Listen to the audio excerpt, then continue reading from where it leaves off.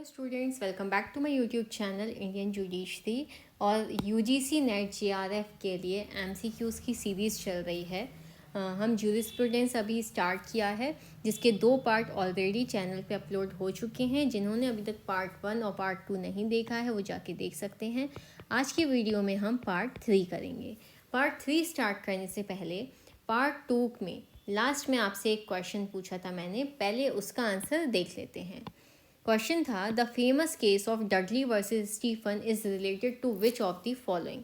Dudley बनाम Stephen का प्रसिद्ध मामला निम्नलिखित में से किससे संबंधित है।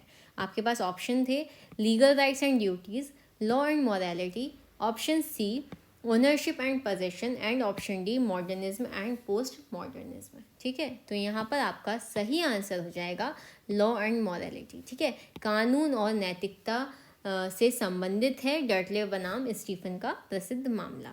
चलिए स्टार्ट करते हैं आज का सेशन। पहला क्वेश्चन है, who called law as the king of all both mortals and immortals.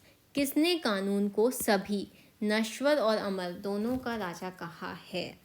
Option A हंस केल्सन, ऑप्शन बी पिंडा, ऑप्शन सी कीटोन और ऑप्शन डी रॉस्को पाउंड। तो यहाँ पे आंसर हो जाएगा ऑप्शन बी पिंडा। ठीक है, पिंडा ने कानून को नश्वर और अमर दोनों का राजा कहा है।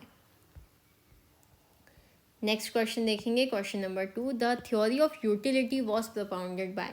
उपयोगिता का सिद्धांत किसके द्वारा प्रतिपादित किया गया था। Option A Roscoe Pound, option B Jeremy Bentham, option C Henry Maine और ऑप्शन डी रॉल्स। तो यहाँ पे आंसर हो जाएगा आपका ऑप्शन बी जर्मी बेंथम। ठीक है, इंपॉर्टेंट क्वेश्चन है एग्जाम के पॉइंट ऑफ व्यू से, इसलिए याद कर लीजिए कि यूटिलिटी का जो सिद्धांत है वो जर्मी बेंथम ने दिया था। नेक्स्ट क्वेश्चन देखेंगे, question number 3, the sources of law were classified by. किस किसके द्वारा कानून के स्रोतों को वर्गीकृत किया गया था। ऑप्शन ए है यहाँ पे सैलमंड और कीटोन, ऑप्शन बी सैलमंड और ऑस्टिन, ऑप्शन सी कीटोन और ऑस्टिन, और लास्ट ऑप्शन है आपका हॉब्स एंड हॉलैंड। तो आंसर हो जाएगा यहाँ पे आपका ऑप्शन ए, सैलमंड और कीटोन ने सोर्सेज ऑफ लॉ को क्लासिफाइड किया था। नेक्स्ट क्वेश्चन देखेंगे, question number 4, legislation is derived from 2 Latin terms, legis which means what and latum which means what। यहाँ पे legislation जो है वो एक Latin term से लिया है। ठीक है, एक है legis और एक है latum। ऑप्शन देख लेंगे, leg और legs, law और to make, law and price, और rule and random। तो सही ऑप्शन है आपका यहाँ पे option number B, law and to make. लेजिस का मतलब होता है लॉ और लेटम का मीन्स होता है टू मेक। विधान 2 लैटिन शब्दों से बना है, लेजिस का अर्थ है कानून और लेटम जिसका अर्थ है बनाना। ठीक है, चलिए नेक्स्ट क्वेश्चन देखेंगे, what is a source of law. ठीक है, इनमें से क्या एक कानून का स्रोत है। Option A media, option B internet, option C religion and option D president. तो यहाँ पे आंसर हो जाएगा आपका ऑप्शन डी प्रेसिडेंट। ठीक है, मिसाल प्रेसिडेंट एक सोर्स ऑफ लॉ है। ठीक है, जुडिशियल प्रेसिडेंट पढ़ा होगा आपने कि जब भी कोई जजमेंट दिया जाता है किसी सुप्रीम कोर्ट के द्वारा, तो सबऑर्डिनेट कोर्ट्स को अगर सेम मैटर और सेम फैक्ट होता है तो उस प्रीवियस जजमेंट को फॉलो करना होता है। ठीक है, it is a judicial president. चलिए नेक्स्ट क्वेश्चन देखेंगे, the book Leviathan was written bye.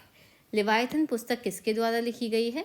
Option A Grey, option B Lloyd, option C Hobbes and option D Austin. ठीक है, तो आंसर हो जाएगा यहाँ पे आपका हॉब्स। ठीक है, थॉमस हॉब्स के द्वारा लिखी गई है। कब लिखी गई, 1651 में, during the English civil war. ठीक है, चलिए नेक्स्ट क्वेश्चन देखेंगे, stare decisis means the previous judgment shall be. Stare decisis का मतलब है कि पिछले निर्णय क्या होंगे।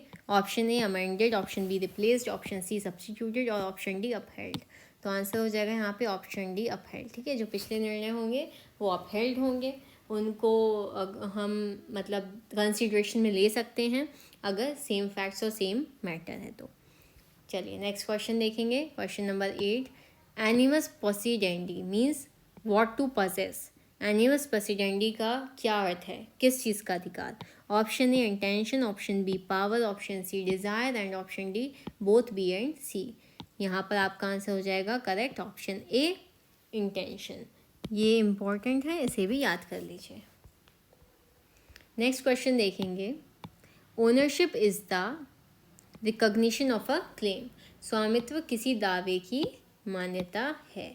Option A de jure, option B de facto, option C ipso facto and option D per se. तो यहाँ पर आपका ऑप्शन हो जाएगा सही ऑप्शन ए डी ज्यूरे। इसका मतलब क्या होता है, by law. Ownership is the de jure recognition of a claim. चलिए नेक्स्ट क्वेश्चन देखेंगे। The term person is derived from Latin term persona which means. व्यक्ति शब्द लैटिन शब्द परसोना से लिया है जिसका अर्थ है option A human being, option B living thing, option C animals and option D mask. जिन्होंने नहीं पढ़ा होता है इस क्वेश्चन को तो वो अक्सर ह्यूमन बीइंग लगा देते हैं, ठीक है।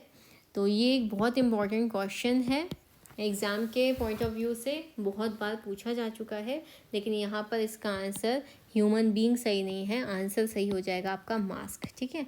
अच्छे से याद कर लीजिएगा, पर्सोना का मतलब होता है मास्क। नेक्स्ट क्वेश्चन देखेंगे। The chief exponent of command theory of law was. Option A कानून के आदेश सिद्धांत के मुख्य प्रतिपादक थे। Option A Salmond, option B Austin, option C Holland and option D pattern. Answer हो जाएगा आपका ऑप्शन बी ऑस्टिन, ठीक है। कमांड थ्योरी के एक्सपोनेंट कौन थे, ऑस्टिन थे। ये भी एक इम्पॉर्टेंट क्वेश्चन है, इसे याद कर लीजिएगा। नेक्स्ट क्वेश्चन देखेंगे। John Austin defines jurisprudence as a dash of dash law. John Austin न्यायशास्त्र को डैश कानून के डैश के रूप में परिभाषित करते हैं। Option A study and moral, philosophy and ethical, option C philosophy and positive and option D science and positive. तो यहाँ पर आपका आंसर हो जाएगा सही option C philosophy and positive. John Austin defines jurisprudence and as philosophy of positive law. ये भी एक इम्पॉर्टेंट क्वेश्चन है, इसे भी याद कर लीजिएगा। चलिए नेक्स्ट क्वेश्चन देखेंगे। A good jurist is supposed to have a fair knowledge of dash for he in jurisprudence is usually concerned with dash of human beings। एक अच्छे न्यायविद को किस चीज़ का उचित ज्ञान होना चाहिए क्योंकि वह न्याय शास्त्र में है आमतौर पर मनुष्य के किससे संबंधित है। तो ऑप्शन ए है यहाँ पे chemistry and lives, astronomy and fate, ethics and earnings and option D psychology and state of mind, ठीक है। तो आपका ऑप्शन नंबर डी सही हो जाएगा यहाँ पे। अ गुड ज्यूरिस्ट, एक अच्छे न्यायविद को किसका अच्छा ज्ञान होना चाहिए, साइकोलॉजी का, क्योंकि वह न्यायशास्त्र में है और आमतौर पर मनुष्यों के किससे संबंधित है, स्टेट ऑफ माइंड से संबंधित है। चलिए नेक्स्ट क्वेश्चन देखेंगे। The physical force of the state behind law is called as. कानून के पीछे राज्य की भौतिक शक्ति को क्या कहा जाता है। Option A governance, option B army, option C public order and option D sanction, ठीक है। तो आंसर हो जाएगा यहाँ पे ऑप्शन डी सैंक्शन, प्रतिबंध कहा जाता है। नेक्स्ट क्वेश्चन देखेंगे। द बुक ज्यूरिस्प्रूडेंस और theory of law awarded with Swinney gold cup in 1914 by Royal Society of Arts was written by। Royal society of arts द्वारा 1914 में स्वाइनी गोल्ड कप से सम्मानित पुस्तक ज्यूरिस्प्रूडेंस और थ्योरी ऑफ द लॉ किसके द्वारा लिखी गई थी। Most important question. Option A Salmond, option B Austin, option C H.L.A. Hart and option D Hobbes. किसके द्वारा लिखी गई थी ये पुस्तक, सैलमंड के द्वारा लिखी गई थी। नेक्स्ट क्वेश्चन देखेंगे, question number 16। Legal realism was analysed in United state by. संयुक्त राज्य में कानूनी यथार्थवाद का विश्लेषण किसके द्वारा किया गया था। Option A Salmond, option B Holmes, option C Austin and option D Grotius. किसके द्वारा किया गया था, आंसर हो जाएगा यहाँ पे option B Holmes. Next question देखेंगे। The theories of punishment are. सजा के सिद्धांत हैं, कितने हैं, 2 in number, 3 in number, 4 in number and 5 in number। तो option D is the correct answer, 5 in number. ठीक है, संख्या में 5 है सजा के सिद्धांत। ये भी एक इम्पॉर्टेंट क्वेश्चन है, अलग अलग तरीक़ों से आपसे पूछा जाता है। कौन कौन सी पनिशमेंट है? पहली है प्यूनिटिव थ्योरी, ठीक है। सेकंड थ्योरी है आपकी रेट्रीब्यूटिव थ्योरी। थर्ड थ्योरी है आपकी डेटरेंस थ्योरी, ठीक है। फोर्थ है reformative theory and last and fifth है आपकी कंपनसेटरी थ्योरी, ठीक है। तो ये हैं आपके सजा के 5 सिद्धांत। नेक्स्ट क्वेश्चन देखेंगे। Dash hold that jurisprudence is the study of law as it is. किसका मानना है कि न्याय शास्त्र कानून का अध्ययन है जैसा कि वह है? Option A moralist, naturalist, positivist and realist. तो आंसर हो जाएगा आपका ऑप्शन सी पॉजिटिविस्ट, ठीक है। सकारात्मकवादियों का मानना है कि न्यायशास्त्र कानून का अध्ययन है जैसा कि वह है, ठीक है, as it is. Next question देखेंगे। Legislation is a dash source of law. विधान कानून का कैसा स्रोत है? Option A historical, option B legal, option C comprehensive and option D natural. तो आंसर हो जाएगा यहाँ पे आपका ऑप्शन बी लीगल सोर्स है। लास्ट क्वेश्चन देखेंगे आज के सेशन का। The kind of jurisprudence which deals with the law as it ought to be is known as. जिस प्रकार का न्यायशास्त्र कानून के साथ व्यवहार करता है जैसा उसे होना चाहिए उसे कहा जाता है। The kind of jurisprudence which deals with the law as it ought to be known as. Option A analytical jurisprudence, option B historical jurisprudence, option C ethical jurisprudence और option D none of the above. तो answer हो जाएगा आपका option C ethical jurisprudence, ठीक है, नैतिक न्यायशास्त्र। And last में आपका क्वेश्चन ऑफ द डे है, तो आपको कमेंट सेक्शन में इसका आंसर देना है। Obiter dicta means saying what. Obiter dicta का अर्थ है option A of the court, option B by the way, option C rationally and option D wrongly.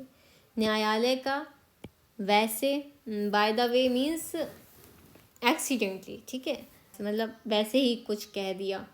Option C rationally और ऑप्शन डी गलत तरीके से, ठीक है। तो इसका आंसर आप हमें कमेंट सेक्शन में दीजिए। मिलते हैं आपसे नेक्स्ट वीडियो में। वीडियो पसंद आई हो तो please do like, share, comment and subscribe. अपने उन दोस्तों के साथ भी शेयर कीजिएगा जो UGC नेट की तैयारी कर रहे हैं। Thank you for watching.